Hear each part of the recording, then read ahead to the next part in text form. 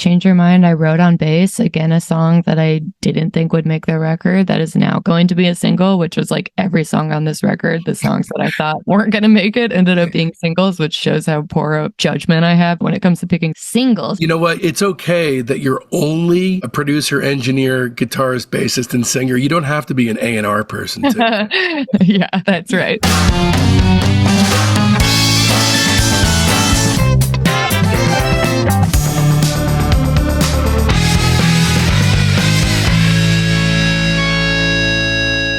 Welcome to Discograffiti, the podcast that gives Gen X music maniacs a chance to smell like teen spirit again by connecting with a brotherhood obsessed with rating the entire discography of every single artist and band that ever mattered. I'm your host, Dave Gebro, and with 3 new episodes each week, you're going to gain a comprehensive knowledge of an act's history and output in the time it takes to listen to one album. In this episode, we'll be turning our spray cans on Alicia Bognanno. You probably know her a little bit better as Bully, as this one-woman scream machine takes a big leap forward on her new opus, Lucky for You, which, lucky for us, is being released today, June 2nd, 2023 on SubPop. In fact, we're celebrating the new release with an entire Bully deep dive week here at Discograffiti that for the first time ever will be entirely free to the public. Our Friday episodes are always free, but Monday and Wednesday are weekly Patreon treasures that typically explore weekly deep dive themes for all you eclectic music obsessives out there, of which there are many, thank God. This Monday brings the Bully Collection, and come Wednesday, we bring you a very special episode of Rock Cousteau, our Buried Treasure series, which celebrates Alicia's favorite album, and by her Satanic Majesty's request, it's The Breeders' 1990 masterpiece, Pod. Look, if you know, then you know.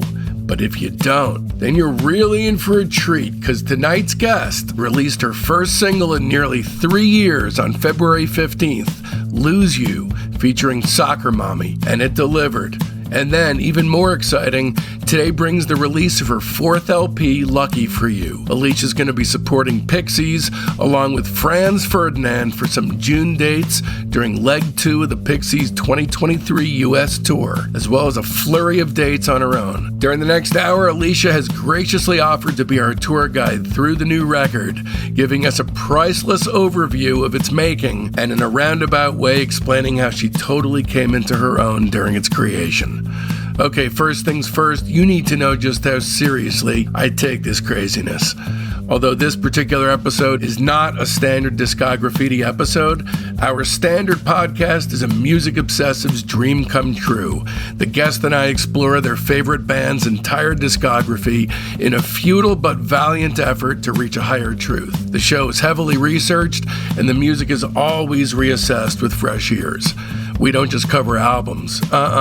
We do a searingly honest deep dive analysis of all EPs, singles, comp tracks, relevant solo work, and sometimes bootlegs and live stuff. Every release is slapped with an objectively accurate star rating between 0 and 5, which allows us all, the real reason we do this, the Tootsie Pop reward at the center of the rock and roll lolly, to come face to face with the true shape of an artist's overall arc. Coming up, we've got tons more from our already legendary 9-hour interview with David PAJO, Jennifer Harima from Royal Trucks rating the New York fucking Dolls, both Vashti Bunyan and the Association rating the entirety of their own output, and Anthony Fantano, The Origin Story. So don't miss out. Open up your listening app right now and click follow. And away we go then with Bully. Having come of age in the 1990s, I can't help but arch a brow at some of the acts who've been building on the super fuzz, big muff sounds of yesteryear. To my relief, though, it definitely ain't all pastiche, as today's guest has been making extremely clear over the course of 4 finely crafted, bludgeoning yet earwormy records, the last 3 having been released by the awesome folk over at SubPop. Her latest, Lucky for You, is released today, June 2nd, again by SubPop. And man, would I have loved to have been a fly on the wall while she was setting levels for her raw-throated scream, because what a tinnitus-inducing honor that would be. Waving the flag proudly for female audio geeks worldwide, she's a one-woman scream machine, perfectly adept at manufacturing both the sweet filling and the rock-solid candy shell that houses her sound. Conversely, her conversational way with the lyric has a way of slicing today's laundry list of anxieties right in two like an exotic jungle fruit, allowing her listeners the chance to peer wondrously at its gleaming insides. Lads and ladies, prepare to be both pummeled and lulled, because the new one's got textural ripples coursing through her trademark sonics. She goes by Bully, but it's also worth noting that her parents named her Alicia Bognanno. I should have had you write the bio. Welcome to Discograffiti. Congratulations. Like I told you before we started, I got the record from SubPop a few days ago, and my plans for Mother's Day, along with my wife's, changed drastically once we started listening because it just didn't come out of the speakers. Oh, thank you. That makes me so happy. It's a truly great record, and it sounds like the product of a tremendous amount of work. Yes, absolutely. So much work. Let's kick things off here with a quote that seems to serve as a sort of passing of the torch or something. If everybody worked as hard as Alicia, then everybody's records would be #1 hits. Who else but Steve Albini to have said that? Now, when he said that, what did that feel like? Even knowing him as well as you do, that must have been like, whoa. Yeah, I am totally honored. I have not had a #1 record yet, but yeah, I had such a positive experience at Electrical Audio. So it's great to hear really good, positive dialogue around it. And you know what's cool about the Steve Albini thing is, he's such a pragmatist when it comes to recording. Probably the least pretentious engineer/producer that I've ever heard interviewed. And I can hear in your work, not necessarily exactly what he does, but there's zero superfluousness in your material. Yeah. The production style is like there's nothing extra. Yeah. Did you have that already ingrained in you before you met Steve? No, I didn't. I learned so much. I learned more than I learned in 4 years of school at Electrical Audio in 3 months. I was studying audio engineering and everything was in Pro Tools at the time. And I'm a really physical learner. Everything makes a lot more sense if I can see it and actually do it myself. And once I was around the tape machines for the first time, everything made so much more sense to me. The Pro Tools transport replicates a tape machine. So everything kind of clicked and I decided I want to go intern there. And I learned the bulk of everything I know while I was there that summer. I want to start actually a couple of stops before Electrical Audio, actually before Middle Tennessee State University. You had a teacher that had a huge impact on you, and you talk about how you think about her all the time. Yeah, his name is Jeremy Bartlett, and he actually wrote to one of my managers recently just to check in, and I haven't spoken to him in years, but yes, I want to send so many thank yous his way. He kind of, in a way, just completely changed my life. I was barely graduating high school. I was always terrible at school. I am neurodivergent and have really bad ADHD. And when I was growing up, that wasn't understood. And so I was just constantly misunderstood. I feel like it was this total struggle just to understand basic learning. And so having him in my corner, helping me find a way to continue education in a way that would work for me was massive, because I wasn't going to go to college if it wasn't for him. So I probably would still be in Rosemont, Minnesota if I hadn't met him. What had you planned on doing before Jeremy stepped in? I had no plan. I really wanted to pursue music, but I come from a family that has no musical background. And, in Nashville, it's like everyone's in a band. In Rosemont, Minnesota, nobody is in a band. Nobody's going to shows, it's just not a thing. And I had expressed my interest into going to school, and my parents were like, "You're not studying music. I'll compromise. If you can find a 4-year university where you can do it, then sure." And so Jeremy actually found MTSU, and he was like, "Anybody can get in here and you can get in-state tuition after like the first year." And So I ended up going to MTSU, and I had never been to Tennessee before. I just showed up and I was like, okay, here we go. Thank God it's a great place. Yeah, it's really something. But yeah, I had no plans if I didn't do that because I didn't have the go ahead to study an audio engineering program in Minnesota, since it was only a year-long thing that was specifically in engineering. What's really cool is, at least from what I'm able to gather, he didn't just give you advice. He did research, right? Yeah. I mean, he completely helped me out. Basically, this was all at an art school down the road. And if you went to the public school, you could take electives there. And so I was just there all the time, skipping my other classes. Right. But he was so supportive, and he just let me in that studio all the time. And it was like the first time I felt like I was a part of something and like I was succeeding in something. And the first time I felt truly passionate and interested in anything. So my relationship with him throughout that year was massive for me. And you started recording demos of your own material there before moving to Nashville.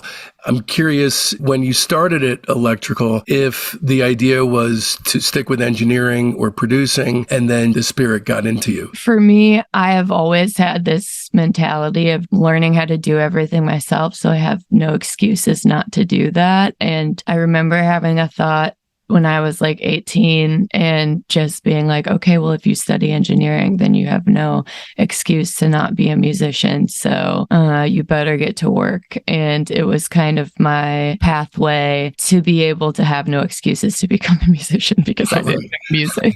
I knew nothing about music. And I was like, okay, well, maybe it was because I was from Rosemont, Minnesota, and it was like nobody was going to do it for me. You know, it's like, if you want to do it, you need to learn how to do it yourself and make it happen. And so I definitely had that in mind while I was studying audio engineering. You know, my dream was to be a musician, but the possibility of that seemed so slim. So I figured if at least not that, then I could engineer and be around music. Are you somebody who just naturally dumps as much responsibility on your own shoulders until you just like keel over sideways? Is that your natural thing? Yes. Okay, so toward that end, did you know that this was a solo project with a band name in waiting when you formed the band?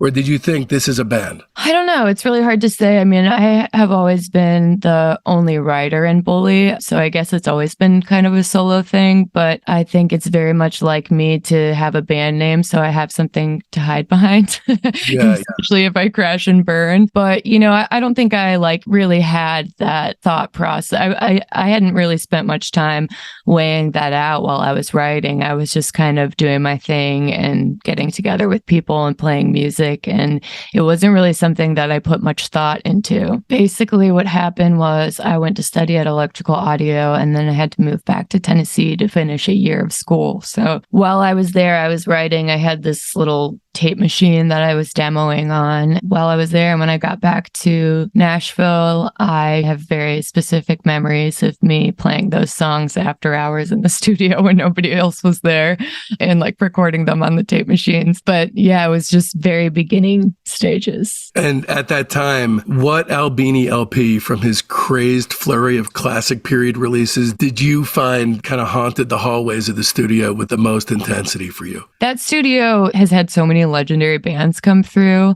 It's like even on the refrigerator, there's just like all these notes from bands that have spent their time there. So there's not really one particular one, but before I went there, I'd gotten very into the Breeders and the Pixies. So it was, you know, really exciting for me to be there. PJ Harvey too. Also, he's so seemingly self-effacing about his part in all these records. I mean, without him, who knows what they would have sounded like, but he always puts all the credit back onto the people that he works with. I mean, the most generous spirit, as much as, you know, he's got a cantankerous side to him. He's incredibly generous. Yeah, I have so much respect for how things are ran at that studio and how he produces. The way he does things are always in the back of my mind. You know, in a world like the music world right now and how it's been, where or people kind of just assume how much money the project is bringing in and base their prices off of that, which, you know, some people have to do that in order to be able to do the smaller projects. But to watch somebody navigate the engineering side of the industry in that way is very admirable, and I have a lot of respect for it.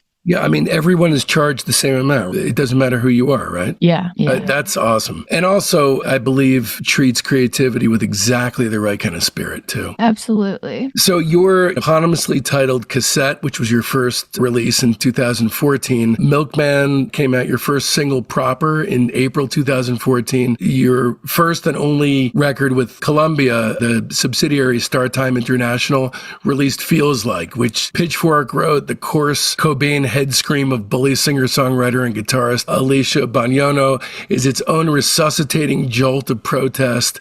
She spends much of Feels Like tearing down the house with her howl. It was very well reviewed. So were you nervous about how it would be received? And then were you surprised? Did you take it in stride? I mean, you were immediately, things took off for you. Yeah, I mean, I was very nervous about how it would be received, and I was pleasantly surprised. Yeah, releasing a record is so weird because, you know, you kind of hope it's going to be this big explosive thing, and then most of the time it's not, but any positive feedback is great, and I didn't really know what to expect, and I felt like there was a lot of support there that I wasn't expecting. So yeah, it was great. What I love about the process in your career is the balance between the sort of gut punch intuitiveness of what it is that you do, but then also record by record, there's a growth pattern, but it's not based on tossing out the baby with the bathwater. It's methodical tweaks of your sound where it becomes more attenuated,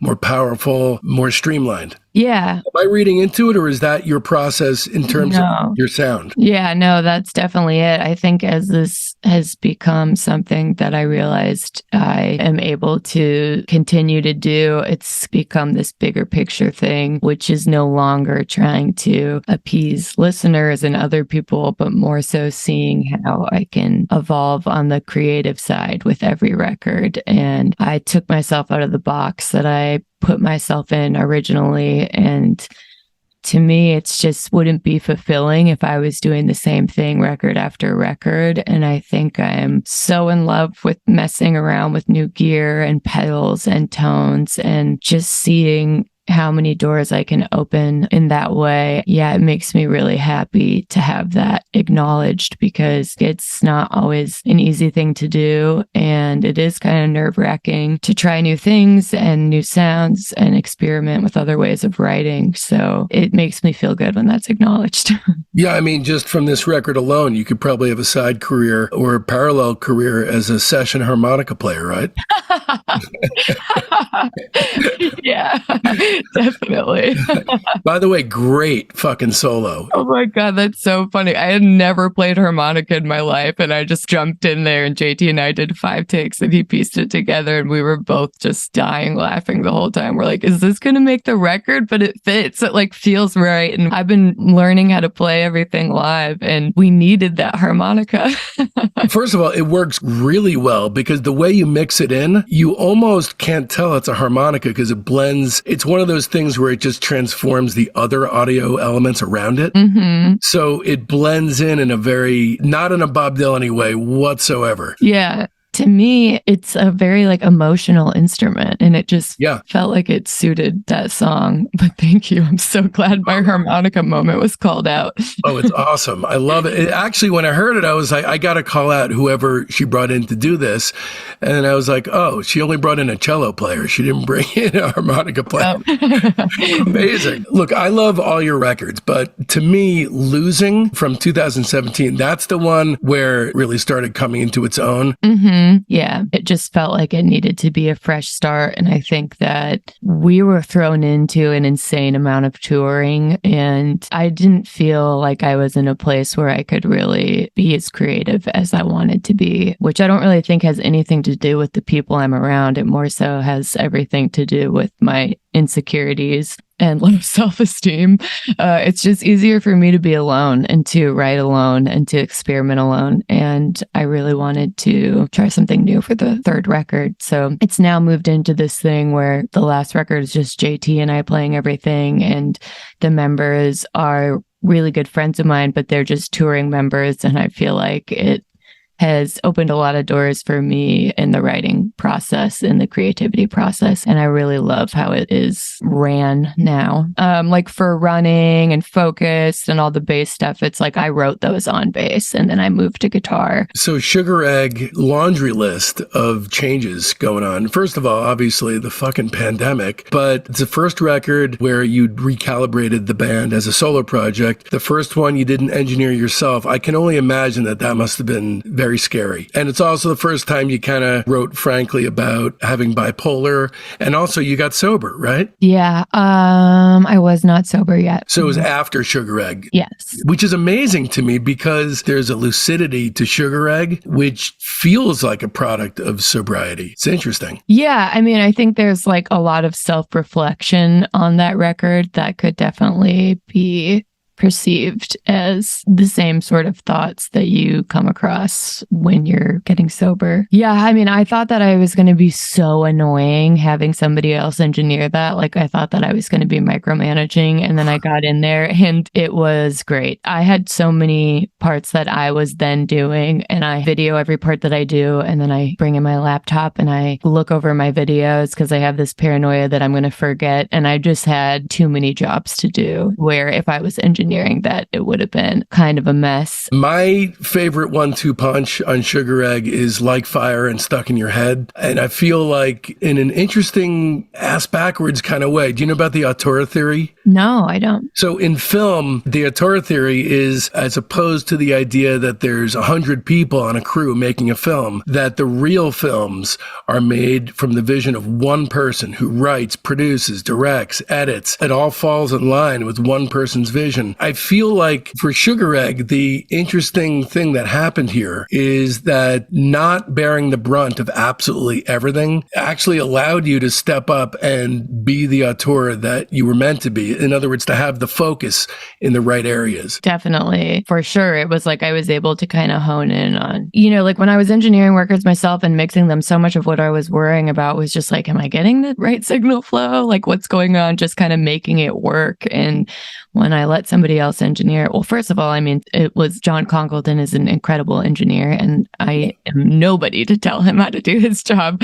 But yeah, I mean, I was able to focus on a lot more parts of the creative process and production stuff as well, as far as really just be like, do I like this tone? Do I like this and this and this? Which is all things that you hope you're able to do when you're recording. But so much of it is just figuring out the console and the studio and making sure you have signal flow. And it's time consuming to do both. So when I was able to sit back and really just focus on the creative aspect, it was great. I really want to know about the Mountain Goats Bleed Out, because that is, to me, a curious feign left, because I love those guys. And I didn't know if you knew them before. Did they seek you out specifically to help produce this? And lastly, are you seeing yourself eventually moving into that area, or is it just parallel tracks? John reached out to me and wanted me to do it, and it sounded like a really great opportunity, and I was a fan. I loved doing it. As far as if that's something I'm trying to pursue, I would say I'm open to it if the project feels right, but my priority is always just making music myself. So I think moving forward, I'm not really trying to push that aspect of my career. It's kind of just like if it feels right and somebody really wants to work with me and it feels like a good fit. But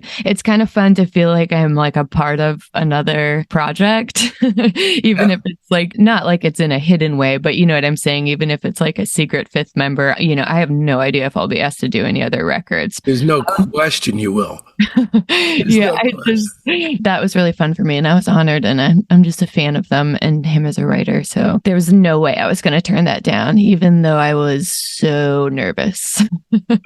What's cool about the project to me is, first of all, great band. Like, they have endless amounts of albums and they're all good. Also, it's very different from your process, I'm guessing, because their lyrics are much more of a literary bent to them, as opposed to that, it's like the way that you're talking to me is the way that you write, which is your magic lyrically. And also, wasn't this recorded in like 5 days or something? Bleed Out? Yeah. I think 10 days. Because you're moving into a much more relaxed recording schedule. It must have been interesting to kind of return back to your kind of like you see the sands in the hourglass falling at all times. Yeah. I was amazed. But I think that was also, they're just all really, really good musicians. And we had never played any of those songs until we were all in that room together.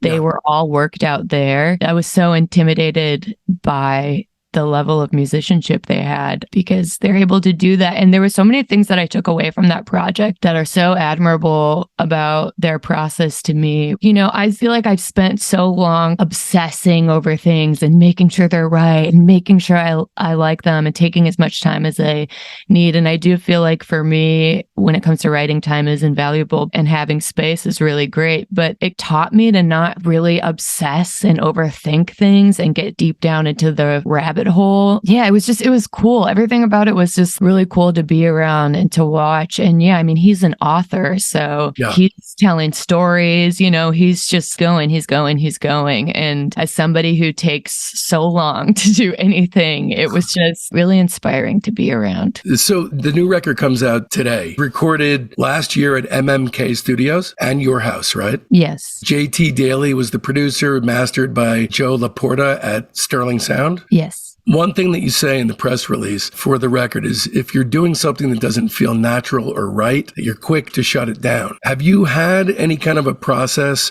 where you're building something up and you realize I'm kind of making my way down a blind alley, it's time to back up, and you just throw it away? Yeah. There is a lot of songs that I wrote for this record that didn't make it for that reason. I always like to see things through as much as I can and do the best I can. And then if it doesn't feel like it's hitting right, I'll leave it alone and I'll get rid of it. Yeah, I do that all the time. There was only one part on this record, I guess 2 parts that I felt like, the record's only 10 songs and it's like that for a reason because we didn't want any filler tracks. We really just wanted to be so proud and happy with everything that we did. And there was really only one part of the record, 1.5, where I felt like I got really, really stuck and I saw it through and I was like, okay, I'm going to be okay with this. But for the most part, everything I was like, this is it. This feels good. And all the songs that I feel like didn't make the cut for a reason. Yeah, less playlisty. Yeah. I'm also obviously having 7 months where wasn't Sugar Egg recorded over 2 weeks? Yeah. Any record that I have made has been recorded over 2 weeks. Right. So in retrospect then, do you feel like it was necessary to have that kind of time on hand? Or do you feel looking back that it was overindulgent, like you don't need that much time? Yeah, that time wasn't intentional at all. And when we first started and things were kind of up in the air and plans were open-ended, I was very nervous and skeptical. And then the more the process went on, I realized that time that we had, I got songs out of the record that I would have never had without that time because there was a lot of things that happened throughout the course of those 7 months that I wanted to write about. And so the record would not be the record it is at all if it wasn't for that time. And so now I'm really appreciative of it and I am a lot more open to it. But at first, it was just so unfamiliar to me. I was like, is this record going to get made? Like, what is going on? And then as it went on, now I can look back and I'm like, wow, that record would have been completely different without the time that I had. What material on the record is a product exclusively from that 7 months? Days Move Slow, A Wonderful Life, Miss America, All This Noise. Oh my God. You need 14 months next time then. I know. Yeah. I'm trying to think if there's anything else. I'm sure I'm forgetting some. Those are some of the best songs on the record. Yeah. Unquestionably. Yeah. That's so cool. My favorite, by the way, is Hard to Love. I love Hard to Love. The magic trick of that one, I know we're kind of jumping ahead, but the magic trick of that one for me is the inspiration, the source of where it comes from. Metzi? Yeah, Mezzi. So Mezzi was one of your 2 dogs, right? Yes. We're a very pet-centric household, and knowing that this comes out of that experience, but yet flipping it in a way that makes it a personal song that has nothing to do with the dog's passing is a lyrical magic trick, I believe. Yeah. Yeah. I mean, Hard to Love isn't actually about Mezzy. Right. That's what I mean. That's the magic. Oh, yeah. But Mezzy's passing away, that kind of kicked off the lyrical inspiration, right? Mm-hmm. And Hard to Love was something that I actually had before Mezzy's passing. I was really just doing a writing exercise where I was like, I don't want to use any gear that I've used before. I want to use all new gear. I want to use a bunch of synths, and I was listening to a lot of Butthole Surfers. And nice. So the tremolo on there, I think, kind of came through. I demoed it and I was like, this is never going to come out. I don't even know what this is, but that was really fun. And I had my friend Brad Cook over, who's a really excellent record producer. And he was like, okay, play me some stuff. And I was like, oh my God, do you want to hear this thing? It's so stupid. And he was like, yeah. I played him a couple of things and he was like, that's really cool though, right? And I was like, no way. Don't even there's no way I'm going to release it. And then it was included in the batch of demos that I sent to JT, and he was really pushing for it. And I was very reluctant. And I was like, all right, well, let's see it through, because there are parts of it that I liked, and we changed it up a bit. And then we sat with it and it got sent over to management. Everybody was super on board, and I was so skeptical because I was putting myself out there in a completely different way. I just thought I was going to be ripped apart for that song because it was in so much of a different direction. And really up until the record was turned in, I was like, I think this is going to be cut. I think this is going to be cut. And everybody was like, it's not going to be cut. And now it's a single. So that song's backstory is pretty funny to me. I feel like you could get away with just about any kind of addition of style to your repertoire, because your voice is a thread that pulls everything together and nothing feels like an outlier. The aspect of that tune that initially punched me right in the face is that drum sound. It sounds like knuckle dragging goth hand claps. Oh my, yeah. I mean, there's a real heaviosity to it. Immediately, I'm like, I'm so on board with this. Yeah. I had an app that had basically that drum beat, and we used the demo drum beat, and then we added a bunch of stuff to it to, make it sound a little bit more dramatic. But it's stuff like that made this record that I would have never imagined would have made its way to the final product. Is part of the tweak that comet trail at the end of it that whisks itself across the sonic field? Yeah. It's beautiful. It's really, really well done. It's amazing what can unlock the key to a song like that. What was the gestation period from beginning to end for Hard to Love? Was it gestating for years? Maybe a year. Okay. I would say, because I wrote it in that first batch of demos. That and All I Do made their way from kind of the first batch of songs I wrote to get into this next record. And I wouldn't have thought that they would have made it. So I don't even know. Maybe 2 years ago, I started that. Okay. Butthole Surfers, very interesting, because when I hear your stuff, immediately I know you're influenced by Kim Deal. There's no question this is somebody who loves Kim Deal. I would not necessarily, I'm not surprised by Butthole Surfers, but I was super interested in knowing, who else your influences are that people might not pick up by listening to your music, and what you were listening to during the time that you were creating Lucky for You. I want to say Birthday by the Sugar Cubes, but I actually think that's what I was writing Sugar Egg over and over again. Birthday is the best song Bjork has ever written. Yeah, it's incredible. But Lucky for You, I don't remember. Like I said, it was just over such a long time span. I don't know. I would have to go back in my Spotify playlist, but I did make a playlist of basically songs that I was listening to for their sonic landscapes and just kind of listening to for tones and weird instruments and stuff. I would say if I had to pick something, and I would have to go through that playlist to see what's on there. But that was the one thing that I kind of sought out, was how many things can I listen to that I'm completely unfamiliar with, that are playing things that I've never played and making sounds that I've never made, just to really open my mind to it and to think about it. You know, it's not like I wanted to hear that and then replicate it exactly, but really just for inspiration, almost like being like blank slate, restarting over. And I'm pretty mindful of what I listen to when I'm in the process of recording records. So it's like I almost listen to less music when I'm making a record. When you are starting work on a record, kicking around ideas, a lot of artists have sort of a mood board of different records they listen to. It sounds like you get away from that idea. So do you have gear then that becomes your mood board? Because most artists didn't start knowing their way around a board. If the gear itself becomes an inspirational element that helps to give birth to the material as opposed to the other way around. Oh yeah, definitely. Making sure the tones and the sounds match the emotion of the song and the feeling that I had while I was writing it is equally as important to me as writing the song itself and the lyrics. I've always felt that way with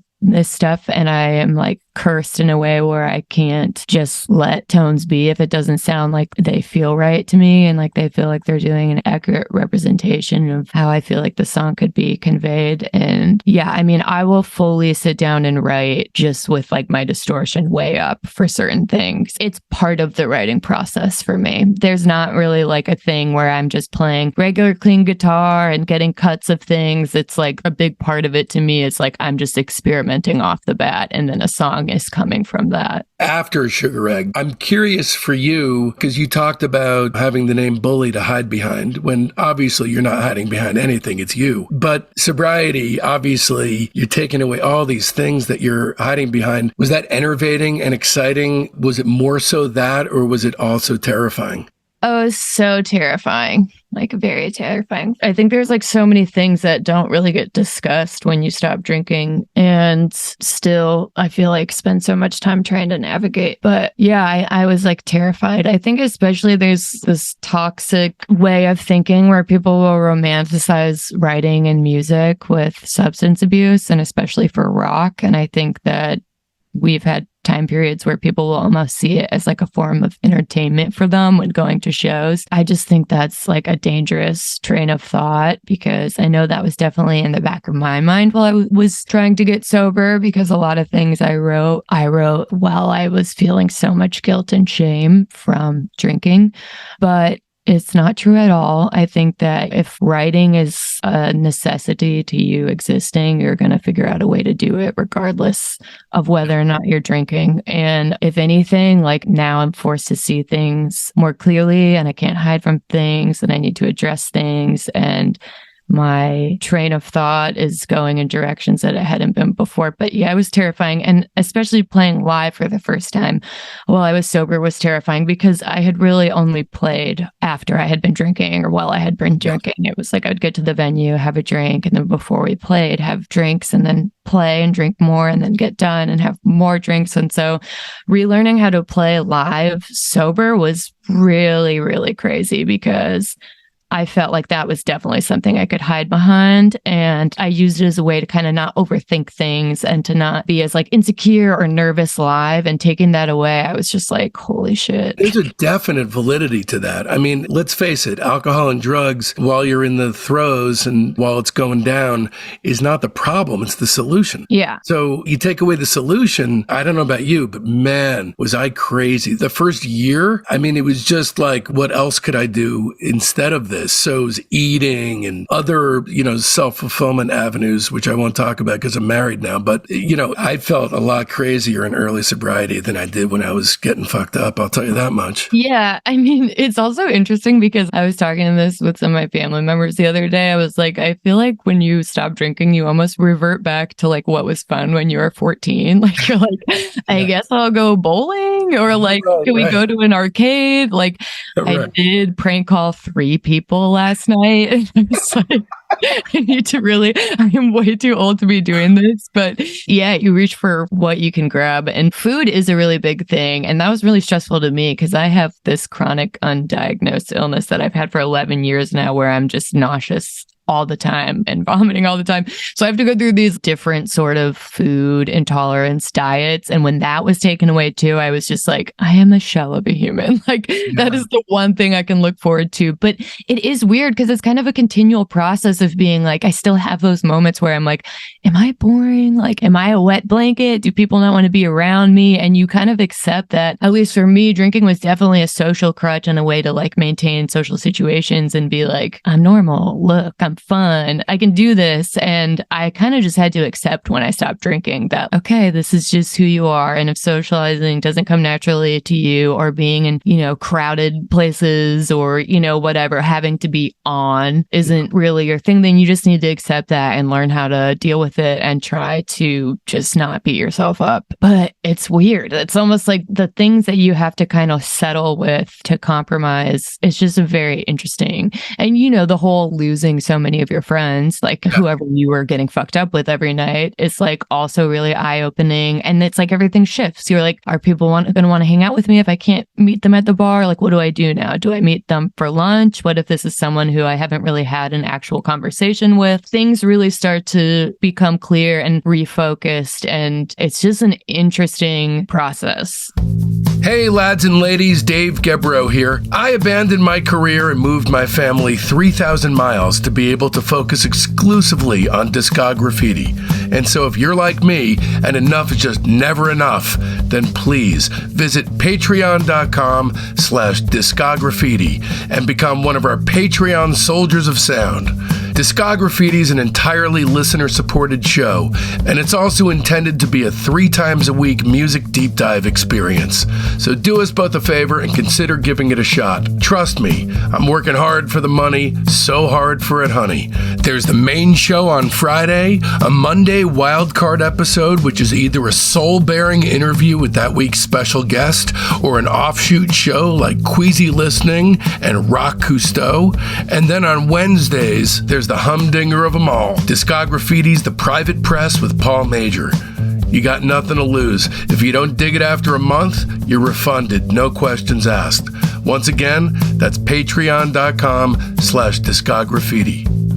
So enough about that. That's the past. Please be our tour guide through your new masterwork of a record, Lucky for You. Okay, so All I Do is track 1, right out of the gate. And this is, by the way, coming out of the discussion we just had, these are your lyrical reflections on 3 years of sobriety? Yeah. Mm-hmm. Okay. I gotta hand it to you, the balls behind the line, I'll never get fucked up again. Because, you know, they tell you just for today, just for today. Yeah. It's a commitment to say never again. Yeah. I mean, I think that song in particular was like learning how to exist in a new way in a city and in a house where all I kind of knew was going out and drinking and getting fucked up, and kind of being like, okay, how do I do this? What am I going to drive past? Is this going to be triggering if I pass this? What's a new route I can take? You know, like you just so many things that you're relearning. And that particularly, I think, was in reference to the night before I quit drinking. Did you drive to Chicago the night before you stopped drinking? No, I had something else happen, but in reaction to that was me being like, I can never drink again. And I think if I were to ever start drinking again, it would be a very dark situation. I would not be in a good way. So I feel like I can confidently say that. Good. Yeah. Well, out of the gate, you know, it's a very clean and concise statement of what you've gone through. And it also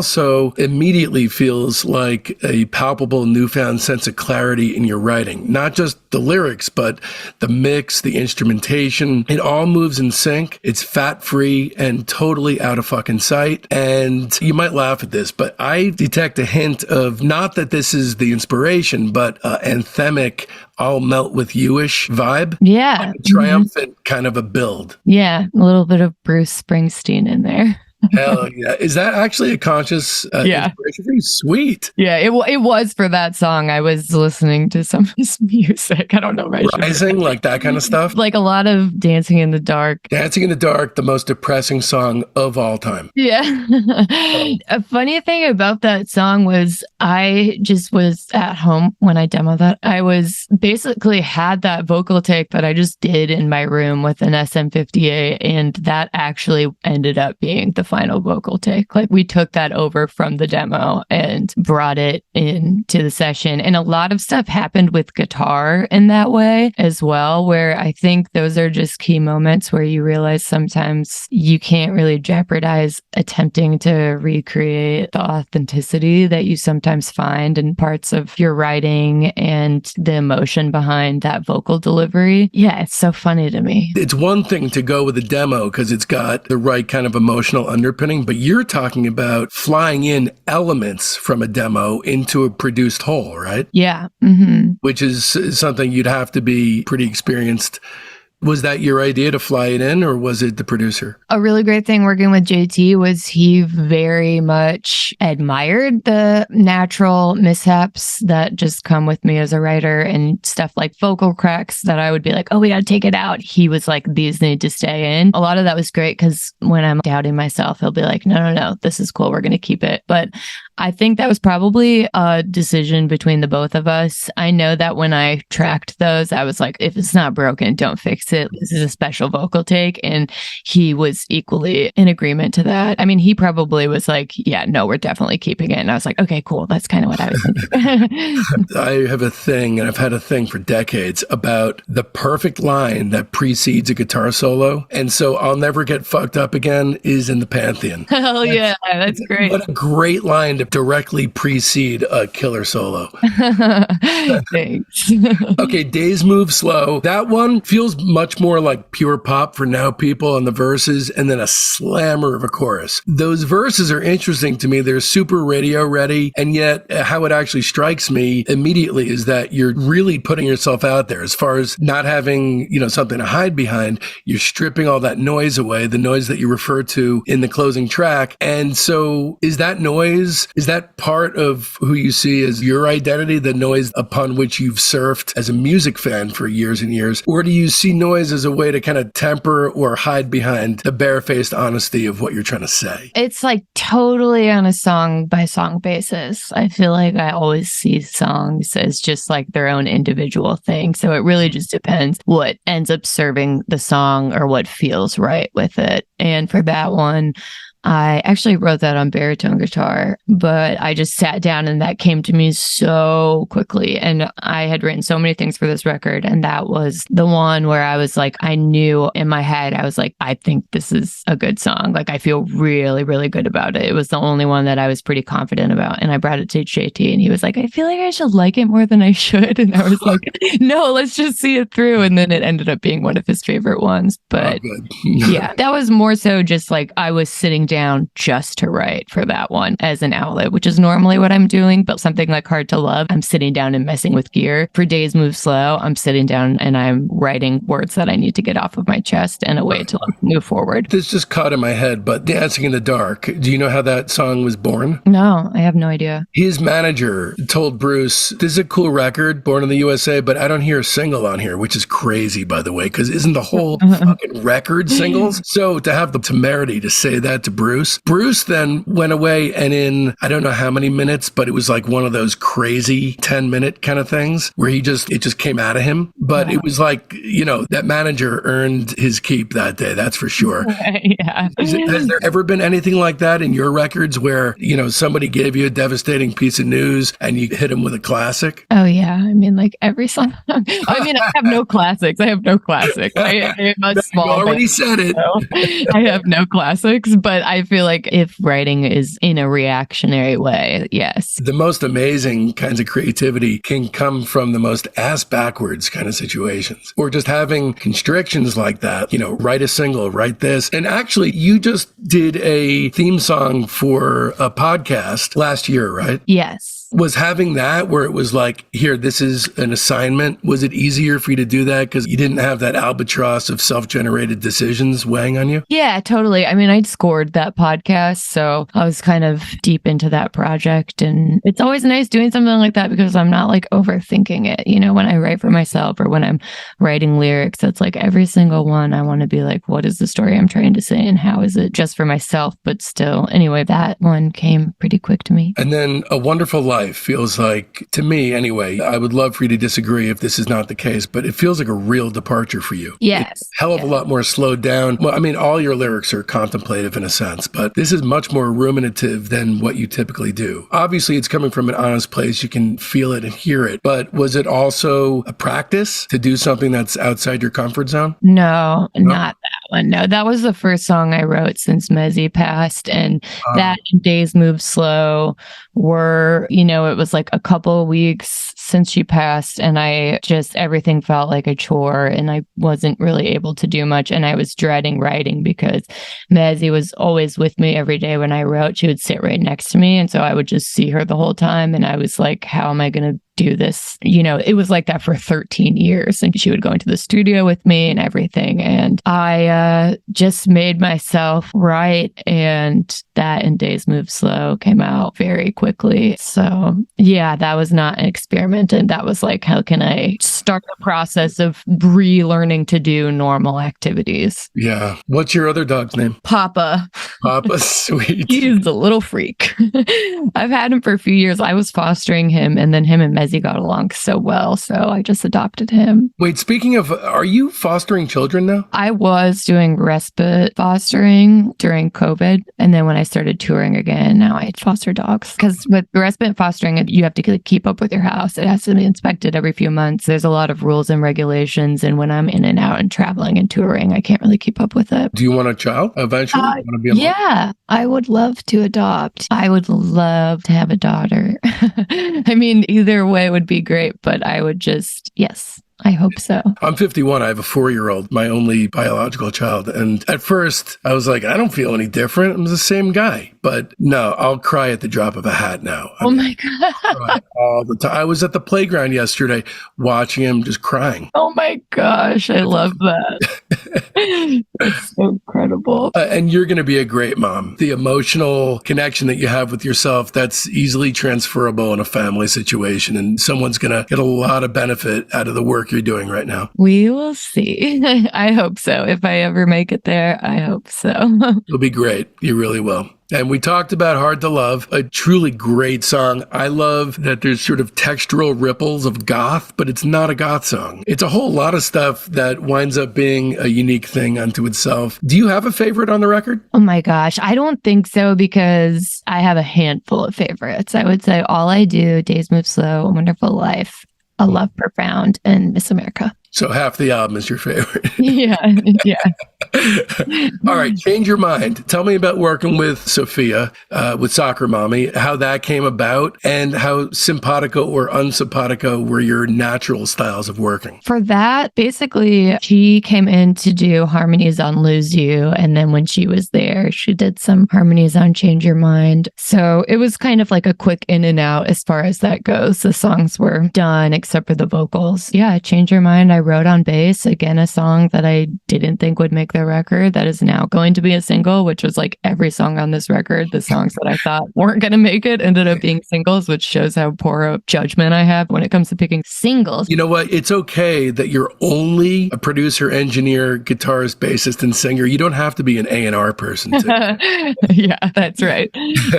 But yeah, annoyingly so, that was one that I wrote on bass, but with bass chords. Yeah, it's special to me. It's a great one. What I love about Soccer Mommy's appearance on both the songs is that, the curse of the modern, featuring so-and-so thing is that the song is given over to that person during their time on the record. And so it's not a seamless fit. But as a listener, I can say that for me, she blends into the patchwork quilt of the record in a way where she fits in seamlessly. And I wouldn't even necessarily have noticed it was a guest star situation unless I was poring over the credits. Yeah, it's really just like, I love her voice so much. And the thought of, bringing someone else in to add another texture. Our voices ended up complementing each other in a really nice way. And I'm just such a fan of her voice and her writing too. She's awesome. And another woman who utilizes aspects of shoegaze without actually being a shoegaze artist. And it's a similar thing that you do. It's almost like picking items from a menu and then filtering it through a sausage grinder, and what comes out through your hand changes everything. Yeah. So instead of it being pastiche, it's a redefinition of those elements. And then how will I know? I'm not an A&R guy either, but I smell a single here.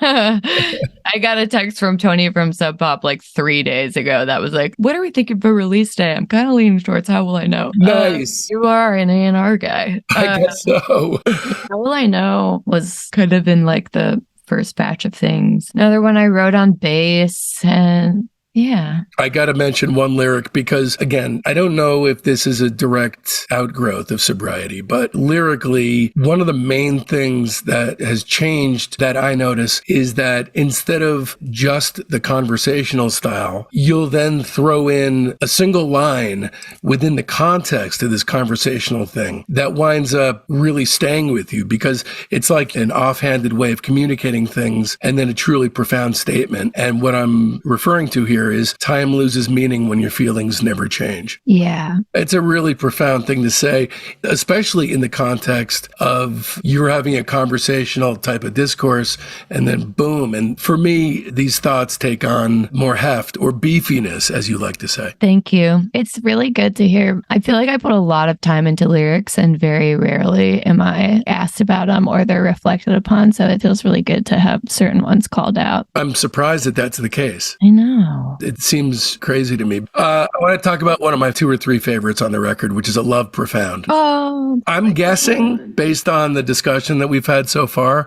that this was another one of those where you were like, I don't even know if this is going to make it on the record. yeah. I mean, that one took just a lot of figuring out. And actually, that goes back to exactly what you were asking, where as far as does the gear or production play a role into writing? Because that did. For those verses, I tried so many different vocal melodies and nothing really sounded right. And so instead, I went through a tremolo pedal and messed it up the way that I wanted to a point where a talking vocal seemed like it was pulled off and still had emotion and some depth behind it. That was like the key to that. I don't know if that song would have happened if I hadn't had kind of messed around with the tremolo and the other pedal because I was so stuck on the verse vocal melody. I was like, I'm at a loss. I don't know what to do. What I love about it is that not only does the spoken word verses work and is hit out of the park, but then when you get to the chorus, there's almost like a should I or shouldn't I sing this? And I love that because it's almost like a half sing, half spoken. You're just like right on. You're like nail in the coffin because that is exactly what happened. Was I went in just doing falsetto stuff and it didn't feel right. And I went back in and then did more of a lead vocal delivery over that because it was that we were just like, what is this? Is this singing? Is this not? I guess it doesn't really have to be either way, right? Awesome song. But it's one of these departures from this record that I'm guessing you probably wouldn't have found, or you might not have even been experimenting with pre-sobriety, because I can't picture this song on any of your previous records. Yeah, me either. Yeah. That's a sound that I always kind of wanted to make that I never really was able to. You're kind of a goth.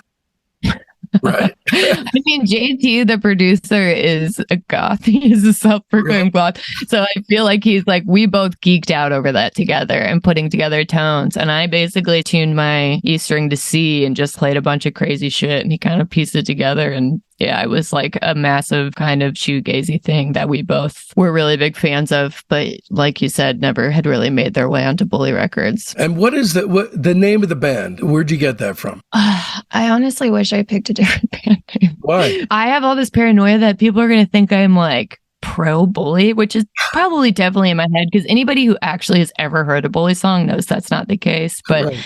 I came up with the name Bully just because it was like a play on, you know, this is so corny, but like me being my own bully, like our inner bullies. And I feel like now that I'm older, I probably could have thought of a more creative way to express that. But yeah, that was it. That was why.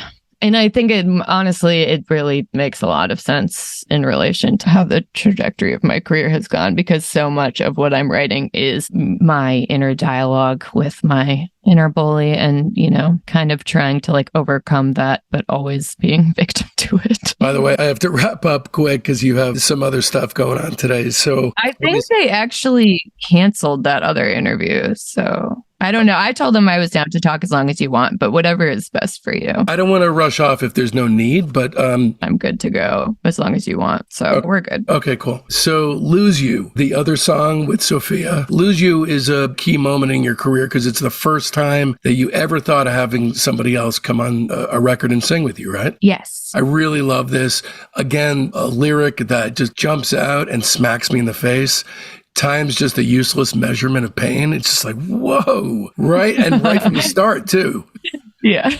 Great lyric. Really great. I'm sure that was like a weight was lifted. It almost doesn't matter what comes after that. Yeah. I brought that lyric over from another song that I really wanted to see through and it wasn't clicking. And I just felt really strongly about that lyric. So I wasn't going to let it go. With good reason.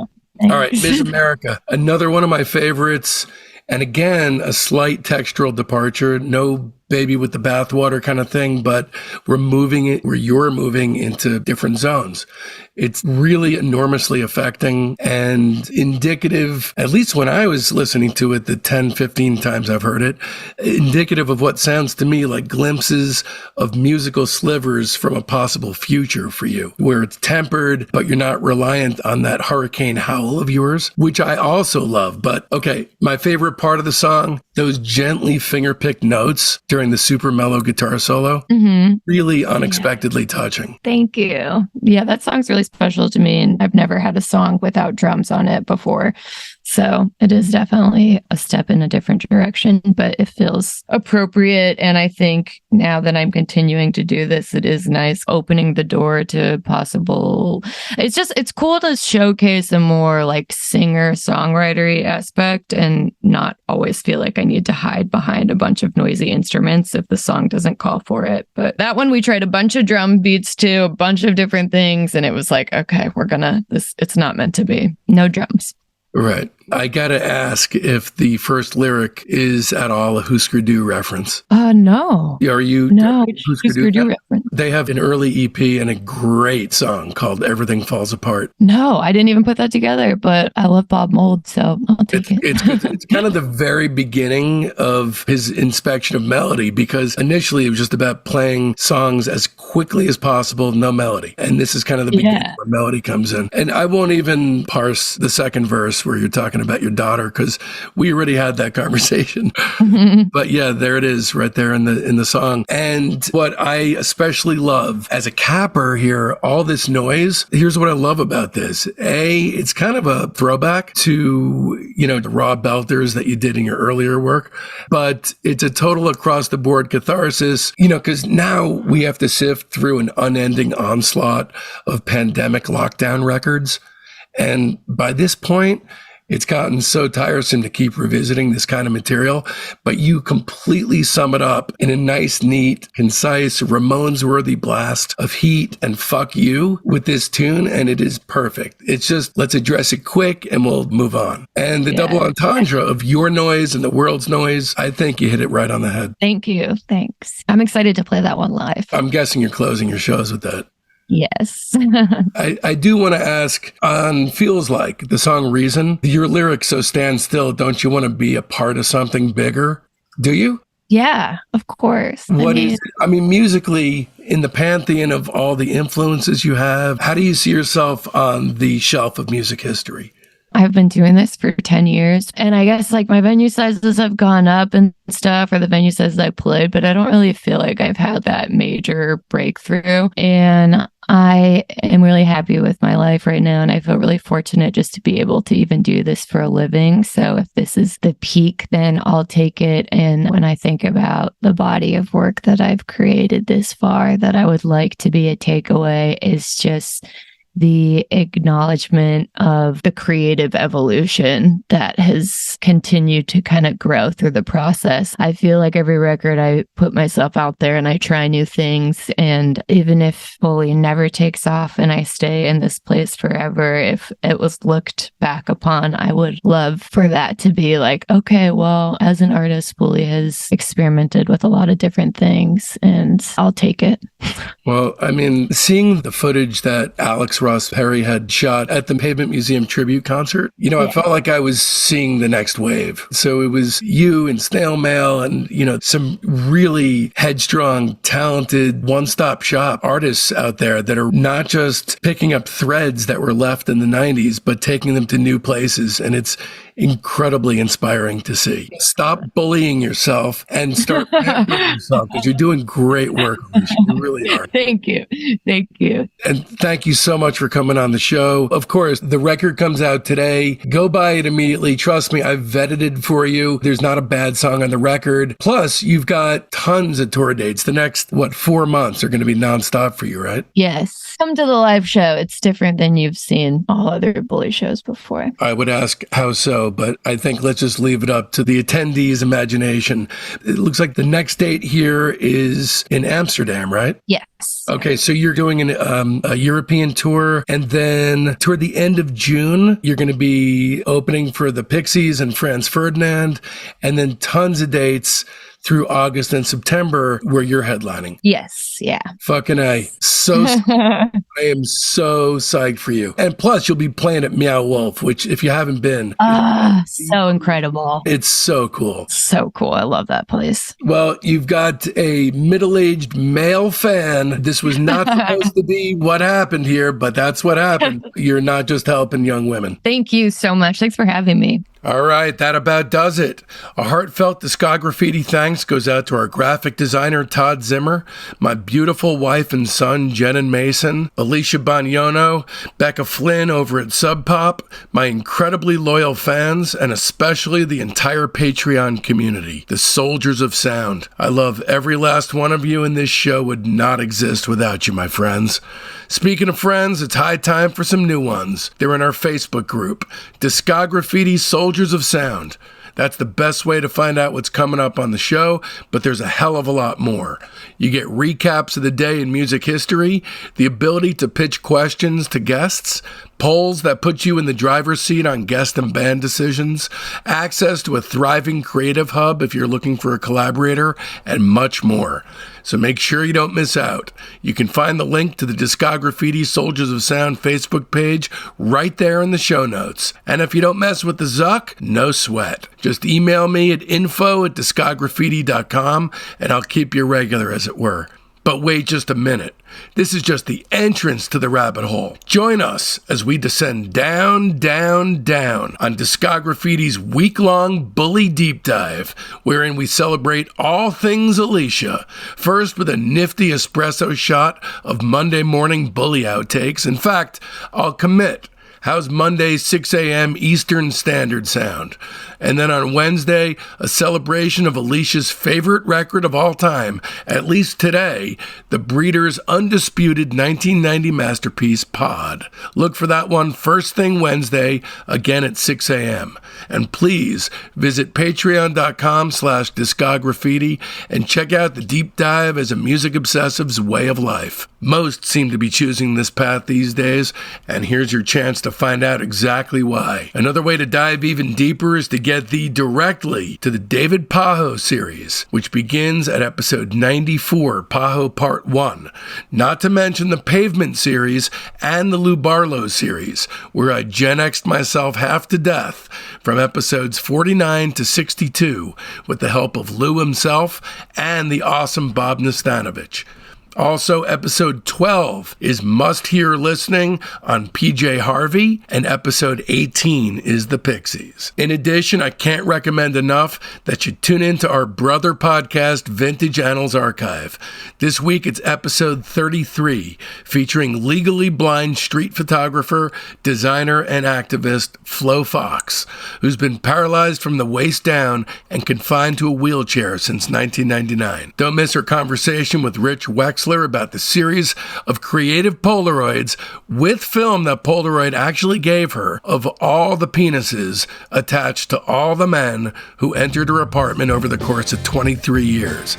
Rich is doing some seriously cool work over there, so don't miss it. That's the Vintage Annals Archive. And of course, be sure to mark your calendars, because this Monday, June 5th, we're coming at you with that espresso shot quick mini episode of Bully Outtakes, in which Alicia talks talks with Discograffiti about what she learned from Steve Albini, what her favorite guitar pedal is, and whether or not she could give a rat's ass about Britpop music. We'll see you Monday morning first thing. And so, from now till then, don't let our youth go to waste, lads and ladies. It's Discograffiti.